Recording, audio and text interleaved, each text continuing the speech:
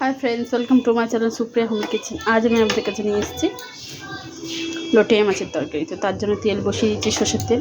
পেঁয়াজ দিয়ে পেঁয়াজটা ভেজে ফিরছি।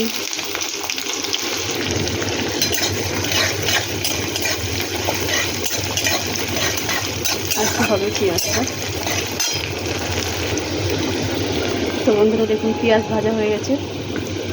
আদা রসুন দিয়ে দিলাম।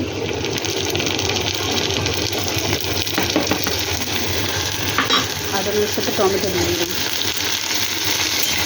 ভেজে ফেলছি।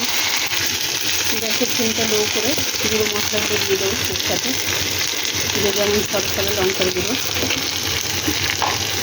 আর হলুদের গুঁড়ো দিয়ে দিলাম। আর এই মিক্সার মেশিন ধোয়ার জলটা দিয়ে দিলাম। কষিয়ে ফিরছি। বন্ধুরা আবার স্বাদ মতো নুন দিয়ে দিই। স্বাদ মতো নুন দিয়ে দিলাম।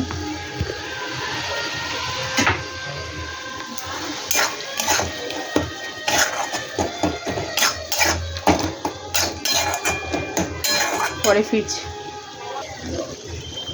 দেখুন বন্ধুরা, মশলাটা আমার মোটামুটি হয়ে গেছে।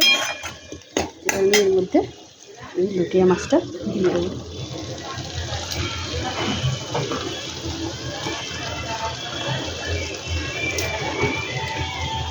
লটিয়া মাছটা দিয়ে দিলাম।